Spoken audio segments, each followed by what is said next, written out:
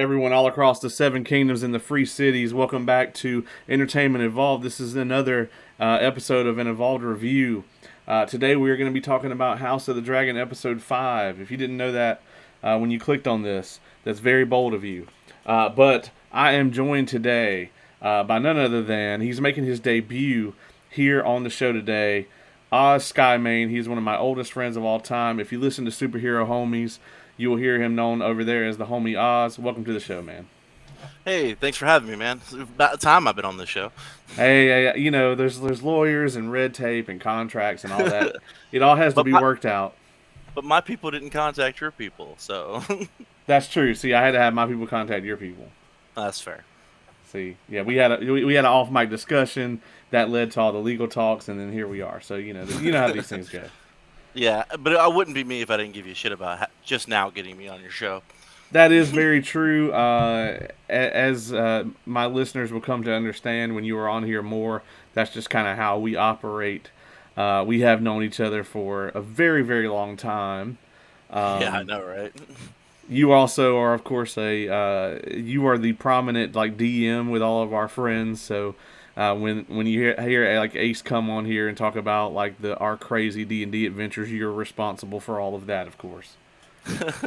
I just facilitate the setting. You guys make it insane. So, Yeah, that's what every DM ever says. I, I play on both sides of that fence, damn it. Uh, as most fences. But that being said, so let's talk a little bit about your experience, like with Game of Thrones. Every time I've had somebody on, that's kind of like the first thing I want to talk about is like, how did you get introduced to Game of Thrones? And it was probably me. And then how did you feel about it? You know, like towards the end. so you were the one who introduced me to Game of Thrones because I'm not much of a book reader. Like I'll read things here and there, but for the most part, books are not really my go-to. So you're like telling me all this cool stuff about this new show called Game of Thrones, and I'm just like, That seems way too political for me. I'm not a huge political fan." But then I finally sat down and watched like the first two episodes, and I immediately fell in love with Tyrion Lannister. And it was kind of history from there. I was like, I think I got into it about mid season three, and I finally binge watched all of it up until that point, and then I watched it religiously every time it came out. But as far as like leading into how I felt about it towards the end, was so disappointed. Like most people, like I was, like I said, avid, religious watcher of this show. Right. Anytime it came out, I was right there. And that final season, like a lot of people have an issue with season 7. I didn't really have that much of an issue. Maybe the pacing was a little off, but when season 8 hit, I think maybe the first 2 episodes were okay, and then it just started going downhill as they rushed things. Uh, God forbid the Battle of Winterfell. Oh my Ugh. God, it was it, or the fact that you couldn't see half of that battle anyway. Um, and then you get up to the final episode where freaking Danny destroys everything.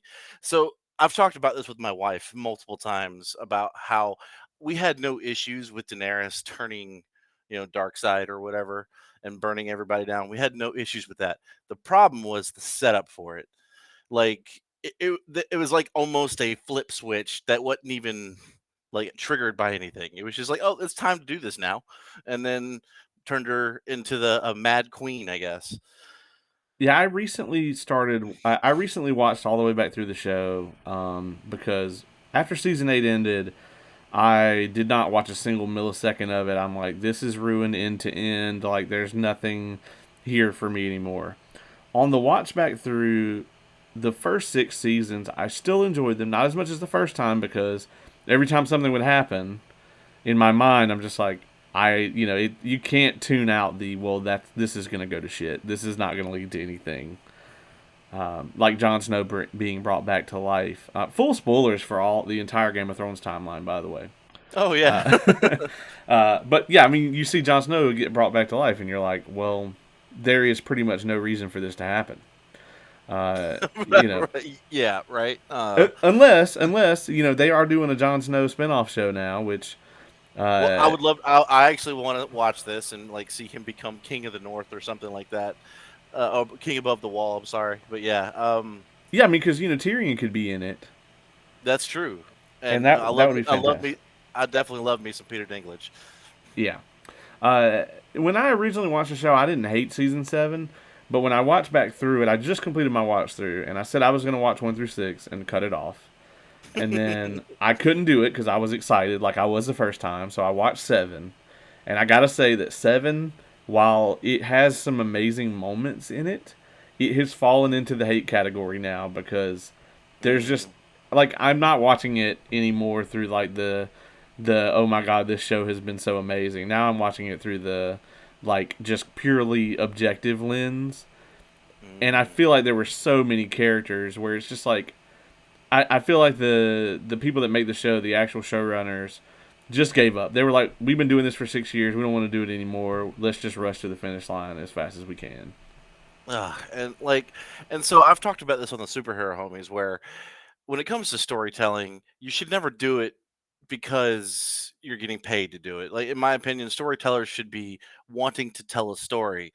And I know obviously there's red tape there, and I get that, but like as a storyteller myself, like I personally feel that if you're not in it for the love of that story, then there's no point in telling the story because you're just Right. going to make it fall flat. Agreed. You know, and I've talked about this kind of at length too. In various conversations. And I hate to bring everything back to pro wrestling, but that's just how life is. But it's like when something is a business like wrestling or like making a television show or anything like that, there is a certain point on a spectrum where business and art are going to collide, and it's just a matter of where on that spectrum you're at. Is it going to be 10% art and 90% business? Is it going to be the other way around? Is it going to be 50-50? And I think for different properties, it can be in various places. I mean, you were recently on Superhero Homies to cover Batman Day, which was a fantastic episode. I recommend anybody go watch that. And you guys talked about a variety of Batman movies on there, and you talked about Batman and Robin and how it was like a 2-hour toy commercial. Exactly, 100%.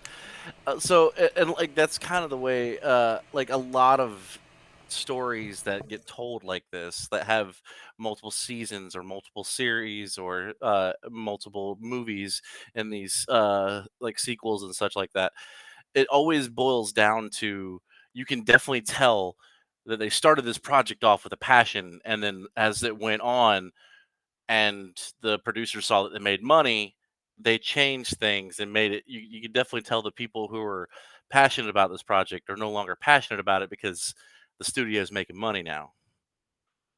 Yeah, I agree. And as somebody who is writing a story right now, like one of the things I have caught myself doing a couple times is I'll be trying to think about like where I want it to go, and I'll go, you know what? I bet a lot of people would really like this, and then I stop myself because it's like, is the art driving the money or is the money driving the art?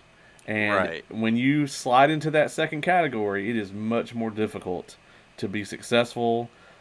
To be proud of what you're putting out there, and for people to actually be able to like and enjoy it, because 9 times out of 10, I think people really can see through that, especially when it comes to like these giant, big budget TV shows. When you're not going to go out and hire the most artistic person to interpret this stuff. You're going to go out and hire somebody who's going to be a yes man and do everything you want. Exactly. Um, I'm looking at and you, Amazon. oh man, I mean, definitely a good example. But no, I definitely get you. Like, as far as like as a storyteller myself, like I've definitely found myself doing that a few times where I'll be coming up with a scenario for you guys, the DM at the Dungeons and Dragons table, and we, I would be like, okay, I'm trying to incorporate everybody's feelings into this. Like, "M- maybe I should just tell the story instead and let them react accordingly." So I get my main thing, I guess, is always try, like you said, people can see through, um, the production value, Right. and they want to see a real story. And so even if it's not the most popular story, it's still a story. If it's real, most people will gravitate towards it. I agree entirely with that. And I think that there's a lot of we see a lot of that right now, especially with the streaming wars, where there's a huge desire for all this content, and everything has gone towards serialized television, which I prefer. But you have it's a situation where you're getting quantity over quality now in a lot of instances. Looking at you, Disney Plus, Huh, right? and it is what it is. So coming into House of the Dragon, we'll go full circle here. Like, did you have expectations for this show? And when you saw the first episode, like, were you hooked on it immediately, or did it take some time? So my wife was, she's the one who showed me the trailer for it, and immediately, like when she told me about it, I was like, I don't, I don't, I don't want to see this. Like I was already tainted. I think you even said this to me multiple times. I've never seen a series destroy a fandom with one season of television. And Game of Thrones did that for me. It like I didn't give a shit about any of the other stories. And so she showed me this trailer and I'm like, you know what? It doesn't look half bad. And of course it's got Matt Smith in it, and like I'm a huge Matt Smith fan from Doctor Who. A few of his other things, but I mostly know him as the Doctor. And so I was like, you know what? I'll give it a shot. And I sat down and watched the first episode, and I was pleasantly surprised because it gave me that feel of early seasons of Game of Thrones, and I'm just like, please don't screw this up because like I want it to be good. And after every episode, it's to me has made me fall back in love with the series. And Right. so and episode 5 has definitely rekindled most of that fire. Yeah, I mean, when coming into this, I was like, fine, I'll give it a shot. I don't want to, but like, I was like, everyone's going to be talking about it, and I'm going to want to see it. And so I watched the first episode, and about halfway through, I was like, I hate you guys. I am full tilt back into this. Because it has the production value of like season 8, even better than that, I think. But it has the writing and the talent and the care of the earlier seasons. Oh yeah. And I think, what's interesting about this too is like the pacing is somehow both faster and slower than some seasons of Game of Thrones. Like for instance, in Game of Thrones, I feel like when they said, we got to go to Dragonstone and get the egg back from Daemon, that would have been a season. Right? Yeah, You know, 100%. that would have been like one of the plot threads for the season. But also like I think that this show, while they cut down on, Westeros has fast travel again, featured in season 7 and 8. So we have Right? Westeros fast travel, but what we also have though, from a character development standpoint, is we get to spend a lot more time with these characters. I think, and we get to see, I think, more of the relationships between the different characters and houses than we did in Game of Thrones, where we're mostly told about them. Which is a very valid point. Like that is definitely the pacing that I picked up on it, and especially in the earlier episodes. It was like, while yes, we had some time skips, it still felt like we were learning about these characters and seeing the relationships develop organically. Right. And to me, that they're doing a good job with that, as well as like I actually had no issues with the fast travel. It was how they used it in season 7 and 8 that was what made me so upset about it. But in this show, I actually prefer it because of how much they have to cover with this story. Right. And all of this is based on one book, and it's it is completed, so that's an advantage that they have. They can plan the whole thing out and they know where it's going. But also, this book is, it's not really written like a traditional novel. It's written more along the lines of, hey, this happened in 17 whatever. And then some things will have more details, like like a wedding or something like that, for instance, because you have to list all the people who died every time there's a wedding. Of course. Uh, because they say in Game of Thrones early on that a Dothraki wedding is considered a boring affair if there's not at least 3 deaths, and I'm like, is that just Dothraki weddings? Because No, that's all that's the that's in Game of Thrones. Period. yeah, I was like, all the Westerosi weddings have a bunch of deaths at them too. We've only seen one Dothraki wedding. And I think only one person died that we saw. So I'm right. I'm like it's at the lowest number of deaths, tied for this one. I agree though, as far as coming back into this and seeing where these characters are and like what how they're developing, and even though there are time skips, and I think maybe for some of the casual audiences that is a little jarring. Um, I had hoped that this time skip that they're going to do right now at the end of this episode, I was hoping they would do it in the middle of an episode. Ooh. Um, but they didn't, and I feel like when we go into episode 6, I think it is going to be probably really jarring for some people because we're going to have two of the main characters, that are going to be replaced by older actresses, Right, right. and Um, I don't know if that's going to be, I don't know how coherent that's going to be. yeah, I don't. So you mentioned all the time skips and how the quote unquote casuals probably will be jarred by this. Like to me, I like seeing new, fresh ways to film a show because obviously you can always just tell a story frame by frame, you know, scene by scene. But it was just like the Witcher season one, like yeah. While there was a lot of strange timeline stuff, if anyone has actually read the book, which is one of the few books I have read, is The Last Wish, you would know that that's actually how the book was written. And Right. so, like seeing that translation to screen and the way they use those time skips was very well done. And see, House of Dragons has been really good about that, in my opinion. Um, it does take a second for you to finally get your brain to catch up, but once it does, it's really good. Yeah, and I think people will start to be okay because this should be the last big time skip that we get. We may still get some little ones just like you would in any other show like this, but I think that the one at the end of this episode will be the last of the major time skips because we're going to get to see all of these characters where they're adults. Um, let's dig into some of the things that happen in this episode. So, um, early on, we open with Lady Rhea Royce. This is the first time we got to see her. I thought that we got a really good look at like the veil. I think the way that they did the scenery like reminded us of the veil. Um, and her I guess hunting trip doesn't go so well for her. What did you think about it?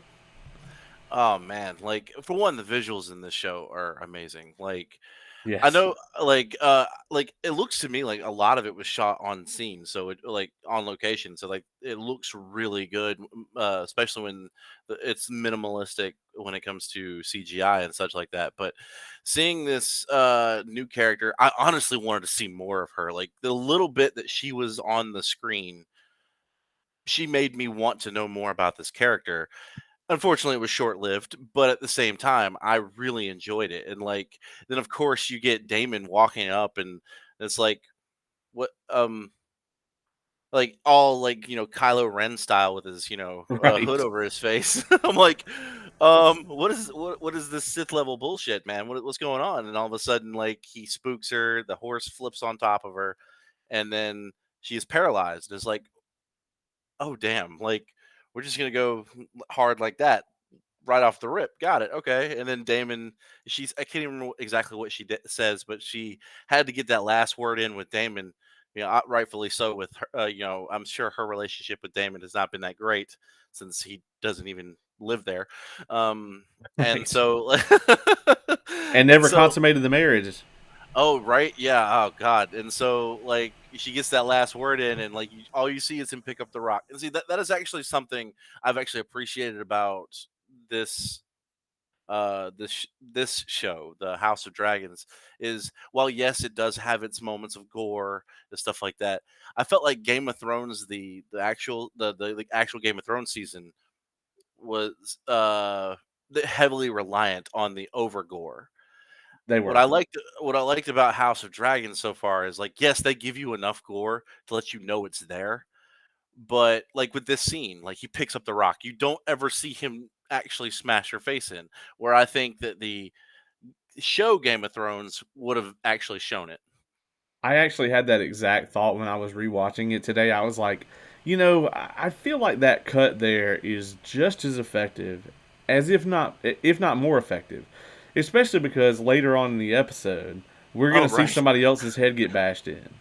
So right, you don't want to give it all away, right. at the beginning. So I think it would have, I think if they would have shown him bash her head in with the rock, it would have lessened the opening and the scene later in the show. So an amazing call for whoever the showrunner is on this that made that call because I think that it worked out a lot better.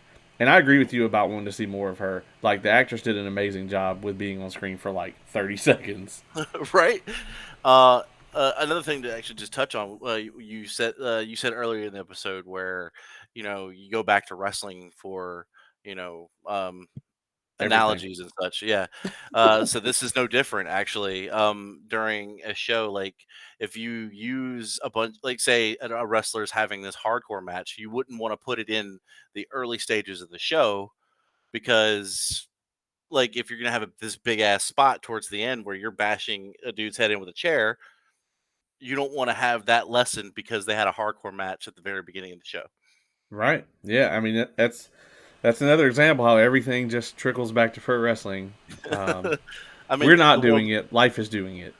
exactly. The world is a work. We got this. That's it. The whole world.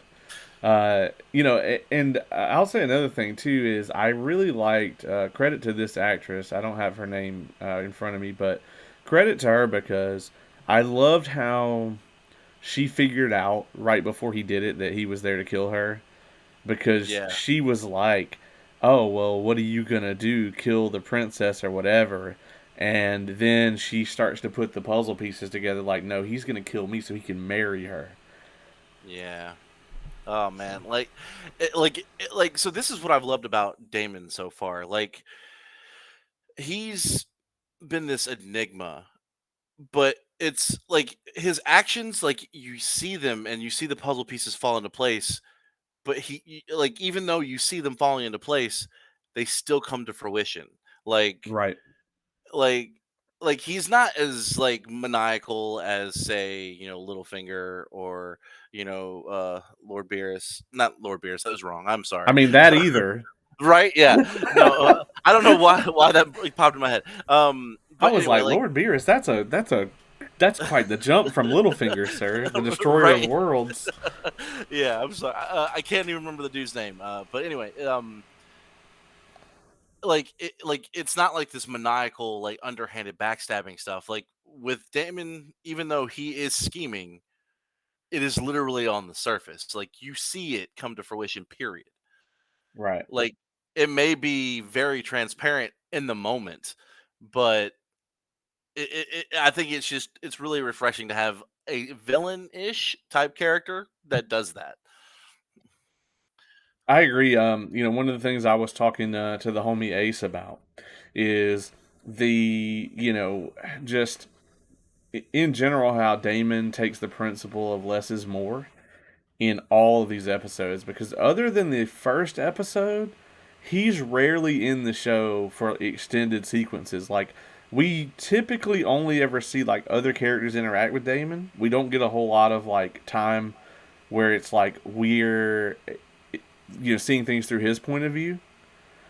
And I'd say just about every episode he's in, he has stolen the episode. Oh God, yeah. He's always the highlight of it, but it's not overdone. We could have gotten 40-minute montage of him, fighting in the Stepstones if we wanted Oh, to. of course, and honestly, I would still be glued to that screen. But touching on what you were saying is like I know I'm getting a little ahead of myself with this, but like it was like when he shows up at the wedding, like everybody stops, Right. and it's like you don't have a character like that if you give like, so the way they got that reaction is because you don't see him in every shot. You don't see him most of the episode, but when you do see him, it's impactful. Right. And I like how he gets banished from King's Landing like every episode. And Right? then like next episode he just walks in like he wasn't ever kicked out. He's just like, And "What?" it was like right, yeah, and it's like that weird subtle manipulation though that Damon does, where like when he shows up at that wedding, or the actually it's not even the wedding at the time, it's just a party, and like he walks up to Viserys and just kneels in front of him, and I'm like, huh, okay. Yeah. Yeah, there was a lot of, just everything he does, you can tell it's calculated to be as dramatic as possible. Right, right. Like he intentionally showed up what he thought would be last. He didn't know that Alicent wasn't there. Such a great scene, but we'll get to that, I'm sure. Yeah, yeah. Alicent is kind of a little show stealer in this episode too. Oh yes, God yes. She does such a great job. Before we get to her though, I do want to talk about the trip to Driftmark. I thought it was awesome to see Driftmark. So the king, um, uh, and Rhaenyra and The new hand. Kristen and the new hand, which is Lionel Strong. Right. They sail off to Driftmark, which is the seat of House Valerian. What did you think about this little series of scenes? Like I felt that they did a very good job on displaying so much information but with very little action. So something you kind of talked about earlier is like less is more. Like seeing that while they show up, they actually get to the edge of the keep, and there's no one to greet them, and it's like damn, like that little subtle hint, because I can his name escapes me, but Lord Valerian, like they had some tension between him and the king, so it was like that little bit spoke volumes about that relationship, and then it leads into like them actually going into the keep, and them discussing the marriage. And honest to God, I'm surprised that Lord Valerian was actually accepting of it, but like I get it, it's all about the power struggle, but Well, no, it's an opportunity for him to, like his grandchildren will be the heirs to the Iron Throne, basically for him. right, right. And of course that it wouldn't be Game of Thrones if that wasn't the case. Yeah, I mean, I actually loved all of this at the beginning when they're up there. Like, you can tell the relationship like with Lord Corlys is like way at the bottom, right? He is done with Viserys' shit. He's tired of like years and years of not being appreciated for what he brings to the kingdoms. And he didn't even, the disrespect of him not even going out to meet him, and then his demeanor when they come into the throne room, he's just like, yes. you know It's like, what do you need? yeah, whereas anybody else in the Seven Kingdoms other than like Daemon, if the hand of the king himself and the princess and a Kingsguard rolled up into your ancestral seat, you would be rolling out the red carpet and have everyone standing at attention, just like the first episode of Game of Thrones when the king arrives at Winterfell. Right, exactly. Oh man, I did love that slight like jab at but also at the same time, you said that Lord Corliss is done with Veneers' shit. Well, I think we all are. Man, Viserys just want to play with his Legos, bro. I don't understand he's why. he's get, he's Good. getting that new D&D campaign ready, like because of all his Yeah. miniatures and such. Yeah, I get you. Yeah, man. He's just trying to paint his minis, and he's got that awesome like Valyria game board going, and his like arms rotting off, and he's just really trying to have to enjoy himself, and just everybody keeps fucking up. Uh, He's pulling a Will Byers. I just want to play D&D. exactly, yeah, exactly. It would not be an episode here if we didn't get a Stranger Things reference. So, we have this scene, and this leads into um, uh, Lenore and Rhaenyra kind of out talking on the beach, and it's kind of made evident here, if it wasn't already, that Lenore is gay. And Yep. Hmm. Rhaenyra is not interested. She's got her side piece slash King's Guard. Which, honestly, if you're going to be a princess and you're going to have a side piece, a King's Guard that's like got to be there at your side all the time and no one would ask questions about it, is a pretty good pick. Right. Very smart. Assuming that, they're a sane human being that does logical things, but we'll get to that. Whoa, whoa, whoa! You're asking too much, sir. I clearly I am. Uh, you know, but they come to an agreement, like, hey, we'll consummate the marriage and we'll pop out some little Valyrian blood heirs, but when that's done, then you can do what you want to do and I'll do what I want to do. Yep. Yep. So, which in a medieval setting, that's about as good as you can get it as far as an arranged marriage. Oh God, yeah. Like you get your own side pieces. You actually marrying probably gonna be like your best friend. I mean, 100%. And I did like the agreement that Viserys and Corlys came to, where it was basically, yeah, I mean, the kids can be named Valerian, but if they ascend the Iron Throne, then they will change their name to Targaryen, which I thought was a decent compromise.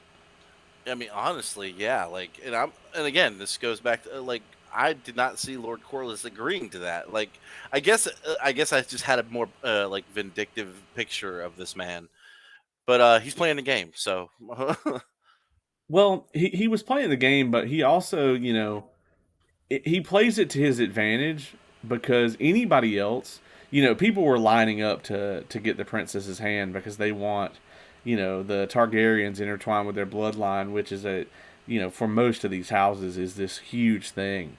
But he was playing it off because if he were to roll out the red carpet and have everybody lined up, oh yes, King Viserys, what do you decree today?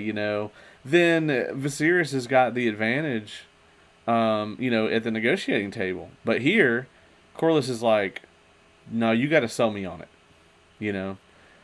And the imagery here too, with Corlys kind of standing above Viserys, I thought was such an excellent shot. Where he's like, can I, offer you a chair or whatever, and Corlys is kind of standing like one step up from the king, and it was just a good shot that the symbolism, lined up with what was happening in the scene very well. And this show does a great job of that. oh yeah. Like honestly, like the cinematography in this show has been on point. Like you said, they've got the production value of season 8 of Game of Thrones, just with a massively better story. And like I am really digging like this whole power play between the two of Lord Corliss and Viserys, and like it has been interesting to see this evolution too, because like not what 3 years prior or before, I'm sorry, um, the the Lord Corliss was fighting alongside Damon, so Right. it's like yeah, like why this king motherfucker showing up at my doorstep? Oh, you want to marry my son to your daughter? Got it. Let's make it worth my while. Yeah, yeah, absolutely. And honestly, this show is far more political, I think, than Game of Thrones. I think so too. I was a little worried about that. Like I said earlier, I'm not huge into the massive political stuff, but honestly, Game of Thrones has been one of those shows that has actually made me like it. Well, and the thing is, it's called political intrigue. You can't have the politics and not bring the intrigue. That's fair. So, it's like, yeah, I mean, if we wanted politics, we could watch the news. Nobody wants to do that. We want political Yeah, intrigue. So, exactly. Yeah. so if the politics in our world worked this way, it would be much more interesting. It's like, oh, you guys can't agree? Well, someone has to kill someone at a wedding. Or So, marry off your daughter. yeah, or both. or both. Marry off your daughter and then kill someone at the wedding. Either way, you know. So we had a very interesting scene here while this is taking place. Back in King's Landing, Otto Hightower, the former Hand of the King now, he's exiting the Mudgate. And we get a scene with him and Alicent that I really, really loved. Um, I gotta say, I love Otto's character and the way that he's played in the show. But this scene was I really loved it because he's basically, while the advice that he gives Alicent is correct, it's like, I realize that I manipulated you into this situation where your grandchildren and possibly you are going to be murdered, but I got fired, so I'm out. Yeah. So with Otto, I've had very mixed feelings with this guy. At first, I thought I was gonna like him. You know, Same. I was gonna get this whole. I kind of got a slight Ned Stark feel that was quickly erased. And then we see him doing the manipulating gameplay game. I'm not saying that I did not respect the man for what he was doing. I'm just saying I didn't like it. But this scene, like, it was so powerful for him, like, and then of course it actually sets the precedent for Alicent for the rest of the episode. Right. Like, she gets into this mind frame of like, they're fucking me over, I have to start playing. And you really can't blame her because it's like, yeah, I mean, you're going to put the first queen on the throne ever. And he's like, in order to establish her claim, the wisest thing for her to do would be to kill your children. I And mean, he's not yeah. wrong. I mean, hell, uh Joffrey Yeah, yeah, Joffrey killed every one of Robert's bastards. I mean, all but one. all but one. Yeah, But he tried to kill them all. he did. The next thing that we get, moving right along here, is we get, this excellent scene where we have the dragons flying in. So, Laenor is flying in on Sea Smoke, and we have Rhaenyra flying in on Syrax, and with the Valerian fleet behind them. And I thought that this was yet another incredible piece of imagery Oh, of for the course. show. Shout out to this show for remembering the geography of King's Landing. Looking at you, season 7 and 8 of Game of Thrones. Oh no. But I loved this shot, and I like how they kind of got us right into, the dinner and the wedding festivities, and we didn't have to, like, they didn't, they they aren't dragging anything out. I don't think there's a few things where it's like, yeah, I would have liked to see more, like maybe with the crab feeder, but for the most part, I'm glad that they're not dragging out the stuff that we wouldn't want them to drag out. Like if we had to wait 3 episodes for this wedding feast, I feel like it would have been anticlimactic. A little bit, yeah. Like, I was actually a little confused at the start of this. I was like, are they having the wedding now, or what's going on? And as the scene progresses, it's this just this welcome party, like, and they're talking about doing a massive tournament throughout this week, and then have the wedding. I'm like, oh, okay, that's extravagant as fuck. But you know what? By all means, do your thing. And then like you said, like they didn't drag out a whole lot. Like, I felt like every scene in this party like actually told something big. Right.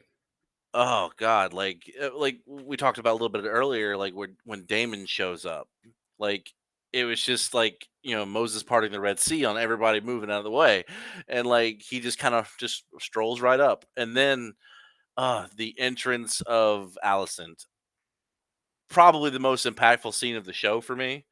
Like, just this whole moment of, she is basically declaring war on the crown without actually saying it. Right. Yeah, I mean that's pretty much what's happening here. Uh, you know, what I thought was interesting too, leading up to this, when they get on the ship, right? Mhm. Rhaenyra and Kristen Cole, and Kristen Cole gives her the whole "we'll run away" speech. When I saw it the first time, I was like, okay, there's no way she's gonna go for that. When I saw it the second time, I was like, they must have Audacity on clearance at the market because this man is basically like, he is basically asking her to give up Seven Kingdoms and the Iron Islands and being the most famous person in the world so that she can be with him. That's a tall order. Yeah, and to my understanding, they probably only slept together like what once. I mean, it may have happened more than that, but either way, man, I mean, Right? Like, yeah. I mean, that dick can't be that good. that's what I was saying. I was like, bro, you gotta slow your roll, and then and I was like, this guy is, I mean, he's clearly head over heels, and I was talking to somebody kind of off mic about this, and they were like, you think she's that good, and I was like, well, since it's the only that you've ever had, like, you know, I that's mean, yeah. you thought you were going to go the entire rest of your life without getting any under penalty of death and or torture, and now here you are. So you done got some princess ass for your first time. So you saw the look on his face. Oh yeah. I mean, So the dude was like, it was almost sad. Like I felt bad for him at first. yeah, right. I mean, me too. But it's like the audacity of this guy to suggest this, and he's like, "We can run away to Essos and be free or whatever." I was like, "Or you could end up in the fighting pits, or you could get murdered by a bunch of Dothraki." Like, I don't know the history of Westeros. I'm not sure the history of Essos. I don't know what the Dothraki are doing right now. But I have this odd feeling that it's rape and murder and pillage, Yeah, no, I can see that too. Yeah. because that's kind of that's what they do. That is exactly what they do. Correction, by the way. Apparently, that is not Cyrax that she was riding. That is Malaise, the Red Queen. So Oh, I guess she got a different dragon. I'm not sure. If Lauren is listening to this, she's probably yelling at the radio or whatever right now. But uh, of course she would be. because she probably knows the whole story here, and I'll have to Google it after we get off of here and feel dumb. Oh, I'm pretty sure she's probably gonna fuss at me later about it too. So Yeah, yeah. I mean, yeah. If you haven't listened to episode 3, or really all of the reviews that we've done so far this year for this season, definitely go back and check those out because amazing work on all of them. And we're halfway through, so here we are. Woo-woo. Um, that being said, so we have this moment where they ride up. Before we get to the feast, we also get that scene with Allison and Kristen Cole that has become so famous. Ooh. Oh yeah. Man, this man is a snitch. Uh, like he So does not hold water at all. no, no, he doesn't. So I guess all right. So you see a snitch. I see a man with a code. At least at this point in time. Um, like you could tell, like he was plagued by that. Like the man just had his heart broken. She was the princess basically just told him to go fuck himself. We're not running away together, and, like he's like, bitch, I just broke an oath for you, and you're not even gonna give me this. So like I felt bad for him, like I said. And at this point, I felt like when he was being confronted with this, like he obviously thought he was that she was talking about, you know, what happened between Kristen and Rhaenyra. But Yeah, it I was well felt, played. oh Allison didn't yeah, know. no, she didn't, and like I actually had a little bit of anxiety during that scene for that reason. I was like, is this going to be like one of those like barely not telling you what they mean type scenarios, and then like it just snowballs? But no, like when Kristen owned up to it, I was like, see, that right there to me told me that he was like a man of honor, and I'm like, okay, he's trying to, you know, atone for his mistake of breaking his oath. That's the way I felt, at least at first. Agreed. The look on Allison's face when he's like, "Yeah, it was me," and she of course was talking about Damon. I Right. love this moment from this actress and the way she played it and the facial expression because it's like she didn't give it away to him, but she told the audience, like she played that like, okay, I can't overreact to this. I have to keep my cool and make him think that we're talking about the same thing. But like, clearly she wasn't going to execute him and make this public. She was going to keep this in her back pocket. Oh yeah, and that definitely plays another factor later in the episode. And at this point, not only is she concerned about Rhaenyra murdering her kids, but it's like, yeah, you bitch, you lied to me too. I know, like I thought we were besties. Like you didn't tell me you got to sleep with this fine ass piece of motherfucker. Exactly. Exactly. And the other thing too is, she swore like on her mom's grave or whatever. Yeah, And it was yeah. like, dang, this is she's a little shisty. Still love her though, but a little shisty. I mean, there's not like honestly, aside from maybe Ned Stark, there's not a single person in this show, the history of this show, that isn't a little shisty. Just That's saying. true. I was really trying to think of someone, and it really I couldn't. Maybe Brienne of Tarth. Maybe Brienne. Yeah, Maybe. she she's not very shisty, but yeah. Other than that, yeah, it's pretty much everyone, and definitely everybody in this show. Oh, of course. Like I don't trust a single one of them motherfuckers. Not a one. Um, so we get to the actual feast here. We talked about Damon making his entrance, but Damon was going to be outdone when it came to entrances, Yes, he uh, was. because during the middle of the king's speech, we get this wonderful Alicent entrance. And before we go too far into this, I gotta double back just a second and talk about when the Lannisters come in.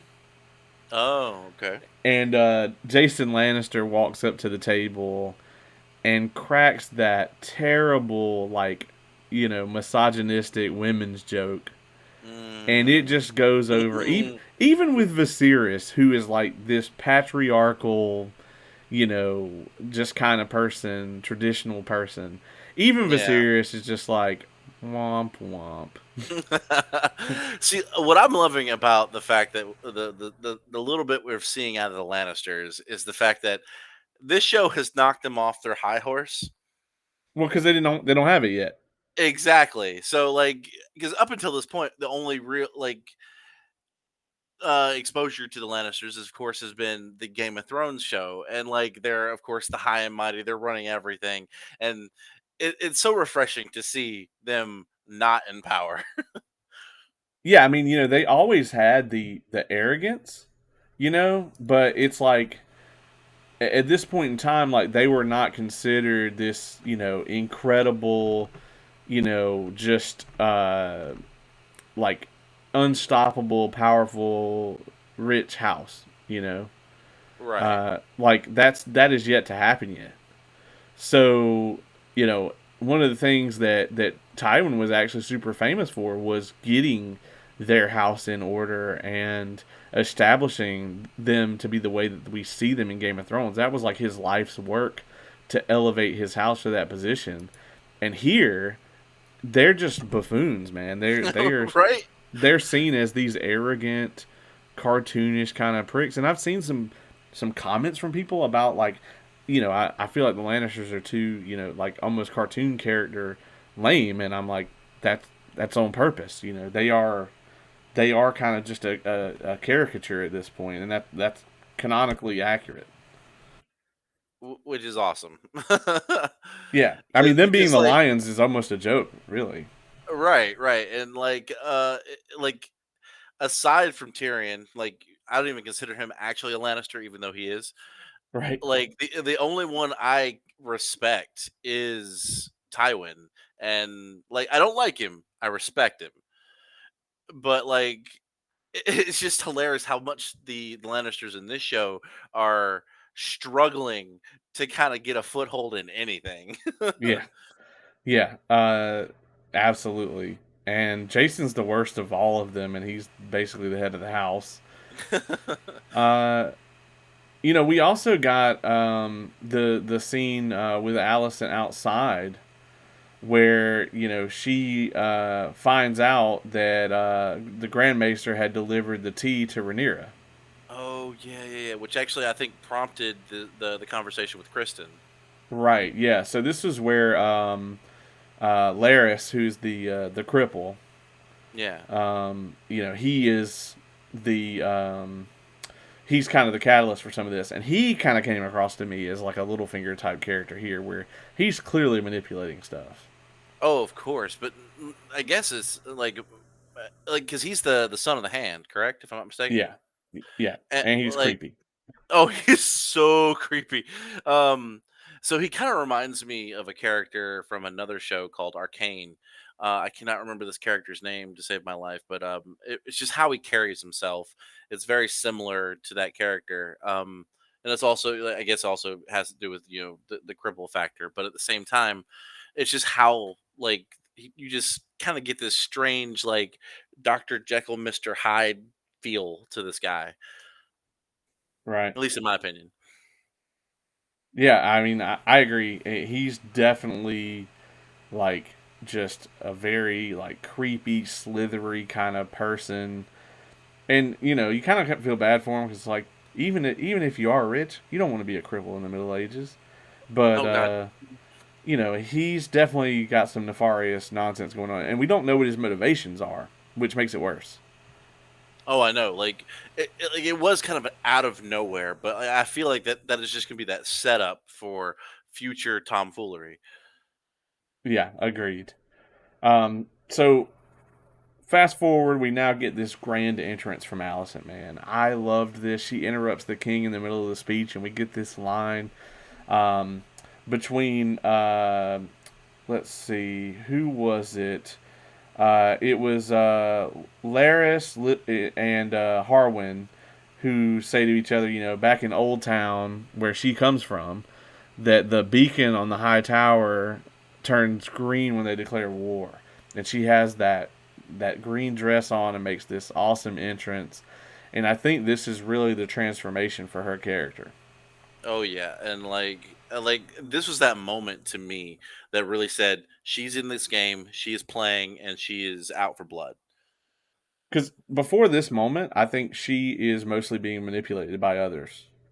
Right, exactly. And this was a statement for her. This was a I am the queen. You're going to fucking pay attention, and I'm going to win. Right. Yeah, absolutely. So the feast gets started. They do the Westerosi cha cha slide, and then, uh, and then we get all these kind of little character moments that I really liked. Lena kind of has the hots for Damon, um, Yeah. which is really gross because I'm like, y'all do know she's the little girl from the second episode, right? Right, right. you know, it's like, oh, and then, we get the back and forth here between Lenore and what is the other his lover's name? Oh, I can't remember. Like that's the thing about Game of Thrones that I've Oh, always been really hard he's for. a prick. His name's Joffrey. Oh yeah, Yeah, I remember hearing. I was like, "What? That's a bad." You know what? I don't mind you died now. yeah. This dumbass decides to tell Kristen that he knows. oh God. He was so dumb. Like, at first, like when he told Lenore, I was like, I'm cool with it. Right, Like of course. because that was kind of playing the game a little bit. Like, hey, we have this in their back pocket. We can hold on to this if we ever need it. But then this is going back to these producers, and having the audacity sale. This motherfucker had the audacity to go and tell Kristen, and I'm like, what good could come of this? Right. I mean, granted, I guess it was like him trying to be like, I've got you in my back pocket type deal. But it's like, first off, dude's a Kingsguard. Second of all, like he doesn't understand the mental state that Kristen Cole is in, so like I'll give him that little bit of leeway. But it's like, don't reveal this. The man Ned Starked himself. Like Yeah, where Ned Stark goes and like tells Cersei everything. yeah, he got straight reamed there. It's like, well, you gonna die. And he does. Yeah, I mean, I don't know if I have a negative about this episode, man.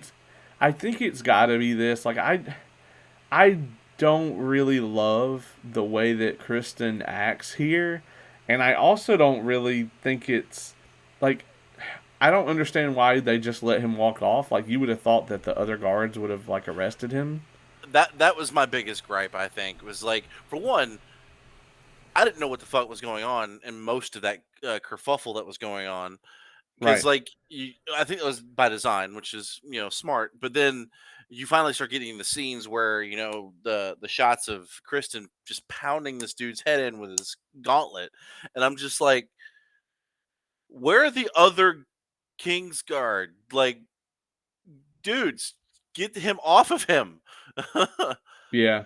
Yeah, Harwin Strong goes in kind of at Viserys's like prodding there where he gives him the nod and he's like, get my fucking daughter out of there. Right? Yeah. And that kind of added to like the way it was shot because for a while you really didn't know what was going on. Yeah. But yeah, I mean, next thing we know, we have Christian Cole beating this dude's face in, in a Westerosi fashion, to where it's like you hit until you're punching the ground under them. Homeboy got fucking Prince Oberon. Yeah, yeah, and Oberyn was way cooler. Right? Even though he Um, was basically in Indigo Montoya. that's true. He's still my favorite character from the original show, though. I mean, Love him. definitely great. Yeah, and that was where we all fell in love with Pedro Pascal as well. So, It is. It is. It really is. Mando. um, want to talk about Viserys here for a minute. So, they kind of the end of this is kind of rushed. We go from the murder scene, and we only get two more scenes after this. One of which is Alicent with Kristen, and we kind of get the idea of these chess pieces are aligned because he kind of owes her his life at this point. Yeah. And I think that she saw this as an opportunity like to get him into her back pocket, and I think he's gonna be vengeful towards Rhaenyra. So I think the chess pieces for how this is all going to go down are definitely being set. Um, on the other side of it, we have the Viserys. They immediately rushed right into the wedding, right there. The with the blood, the rat lopping up the blood from Joffrey right there on the floor. Yeah. Oh man. Like, it was just a strange quickness to that scene. I was like, I mean, granted, it's smart because like if they would have let this shit keep going, and again, Westerosi weddings, this wasn't even the Right. wedding. Right. And so like I thought it was a very interesting way to put that in, but like I didn't hate it. Like it was just like that cool symbolism where it backs away. The wedding's not even the focus; it's actually the blood, and it's just like kudos to the showrunners for doing that. Like, to me, like, it didn't take away from the seriousness of the way that happened, and also the lack of seriousness that wedding actually has. Agreed. And that's so relevant for the characters too that are involved because no one is taking it seriously except for like Viserys Exactly. and the poor hand of the king who's just like, damn it, I hate everything. This character, though, like when you first see him, when Viserys is actually talking to him about, did I make the right decision, you know, all that stuff, or like right before he makes the decision to name Rhaenyra as um heir to the throne. It was just like, this character is almost stoic to a robotic degree, Right. and like he's very logical. So like I think this would probably like the most ideal character to be a hand of the king, because they have no on the surface it appears that they don't have really an agenda. Right. And that I agree with you there. And this show does such a good job of avoiding these like one to one comparisons where we're just like, yeah, this character in the prequel is this character, and this character in the prequel is this character. It's like there's not a Tyrion copy and then a Littlefinger copy and a Ned Stark copy, and you know so on and so forth, like they could do. Looking at you, Right. Mass Effect Andromeda. Hey, Uh, hey, hey, but hey. they did that, and you know it. The- okay, yeah, I'll agree to They that. just changed one or two little things. But Yeah, yeah, I mean, and I mean, I think Rings of Power probably could learn from that as well. a little bit, yeah. Not to lob any salvos in their direction, but Gandalf, that what? Uh, right. Gandalf, Aragorn, Frodo, Galadriel can still be herself because she's still alive. Those things. But anyway, uh, we digressed. we digress. We get this at the end of this. I actually thought Viserys died right here originally. Oh, like Like, honestly, I was unsure. It kind of gave me a Breaking Bad final episode feel, like where he just kind of collapsed and I didn't see him again, so I thought he was gone. yeah, yeah. Like, I mean, he collapsed, fell over, and I was like, did he just die right there during the wedding? But then the preview for the next episode came up, and like he's alive. He looks like Gollum, but he's alive. oh, okay. So I didn't actually watch the preview because I'm one of those people like, well, I'll watch a trailer or whatever, but for the most part, if it's a TV show, I'm just gonna wait for the next week and be surprised Yeah, by it. I'm the same way. I typically don't watch those. I did it this week because I wanted to see the new actresses. Ah, Um, gotcha. I'm so we're losing Lenore, Rhaenyra, and Alicent's actors, which is fine. But I feel like Lenore and Alicent are going to be okay with the new roles. But Millie Alcock, who plays Rhaenyra, I think we've all fallen in love with her, and I think I just don't. I think there's going to be problems relating to the new actress. I hope I'm wrong. I mean, I'm definitely gonna give this new actress a chance. Oh, Obviously, for sure. but like you said, like this actress who's playing Rhaenyra currently is like yeah, like it's hard not to like her at all. Like it's like even when she does shady shit, you still like her for it. Exactly. She's very charismatic, and she just plays the role so well. And I don't think anybody could have foreseen us liking her this much. Like, as a matter of fact, she was cast second. Like the actual actress that, like the actors were cast first, and then they cast younger actors that looked like them. Oh damn. Um, yeah. So I mean, even so, like no one could have predicted, people loving the child actress for Rhaenyra, even though she's like 23 or whatever, to Yeah. this extent. So I am concerned, but I hope my just like when I started episode 1 of this show, my concerns will be alleviated. Right. Right. Right. Man, like this show has just like I said this earlier, and I even said this on the homies. Where like this show, every episode, while maybe not one better than the other, has really every episode has consistently made me start loving the show to the point where I'm wanting to go back and watch the first 6 seasons of Game of Thrones. Like I want to do that, which I like 2 years ago I hated to say. Same, yeah. I didn't like I said I never watched a single second of it from the time that the premiere ended until a few weeks ago when I started rewatching it. I didn't watch a single second of it. Had no desire to. And it is diminished, but I did still enjoy it, and it was nice to see some of those characters and feel some of those things again. Yeah. But this show I think has been a huge breath of fresh air and has really reinvigorated a franchise that they brutally murdered, and there wasn't even a wedding. So, that being said, man, scale of 1 to 10, where would you score this episode? So in all of Game of Thrones or in just this show? It's up to you. Okay. Well, I'm just gonna stick with just the House of the Dragons. To Okay. me, this is the best episode so far. This one got me from from the rip and kept my attention the whole time. Like the pacing was great. Everything about it, like out of the first 5 episodes, this is my favorite. I gotta say, I think you know I don't know that I like it more than one. Like for me, episode one is still my favorite because I feel like they were trying to hook us in. So in episode one, they gave us like a little sample platter of everything from this universe, right? Like we got some political intrigue, we got some violence, we got a jousting tournament, we got somebody doing something really fucked up, you know. Uh, I feel like it was kind of that all around. You get a little bit of every little facet of the universe.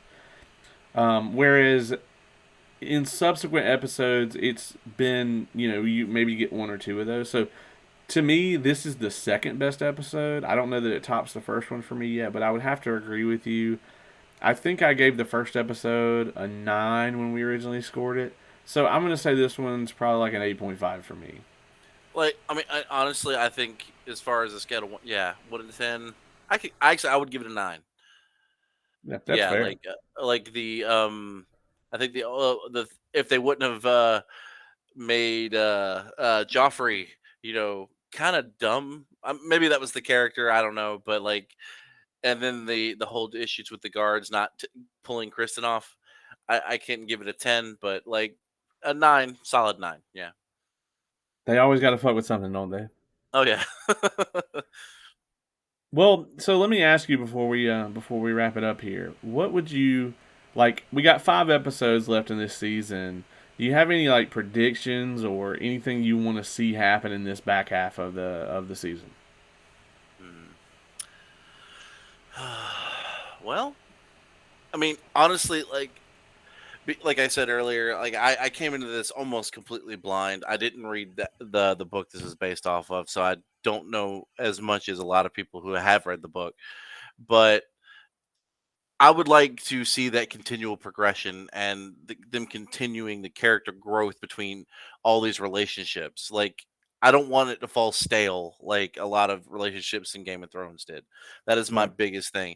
I'm going into this without really any expectations, so I'm not as disappointed if they ever fuck it up. But I'm excited about this show, and like as long as they don't give us another season 8, I'll be happy. Agreed. My one thing I want to see in the first season, and this is easy, um, and it's not some awesome character moment like I normally would go for. I want to see a dragon rider fight another dragon rider. You know what? That would actually be pretty dope. Yeah, I can give that. Which I will give this show. They're actually giving us a lot more, which rightfully so. But they're giving us more of their riders with the dragons, and that makes me happy. Agreed. You know that one of my favorite pieces of literature is the Aragon series, or technically it's the Inheritance series. But yeah, I mean, we all know how incredibly poorly that was handled. So to see like dragon riders and all this stuff, and like the idea, eventually, as long as the show continues, we are gonna get dragon riders fighting each other. But I want to see it in season one. I want to see at least a tease of it, at least a small fight. Maybe it's like a dragon rider on each side of a battlefield, and we get Oh, like some that interaction. yeah, that would be cool as shit. Yeah, totally. So I want that episode 9 Game of Thrones big huge battle moment.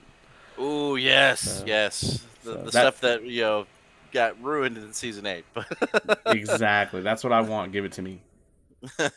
Maybe we can put all of our cavalry on the outside of the castle, like in front of the walls, and then when the enemy shows up, we can send them away from the battlements to be mercilessly slaughtered for no reason, and then added to the army of the dead. you know what? That's like a great idea. Let's do it. Yeah, that's it. That's greenlit. It's canon. Oh yeah, 100% canon. Well, man, I hate that it took so long to get you on here, but I definitely want to thank you for joining me today. It has been a blast to sit down and nerd out over some House of the Dragons with you. Oh yeah, dude. Like this has been so much fun, and I can't wait to be back on the show again. Hey, it's definitely going to happen. We'll go ahead and get the contracts going now.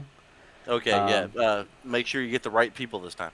I will. I got to talk to the mouse. We got a Oh. thing going. Yeah. Oh, no, no, nope, nope, nope. No, no, can't. No, I stopped myself. I can't let it happen. But that being said, everyone, this has been House of the Dragon episode 5, and this has been yet another episode of An Involved Review.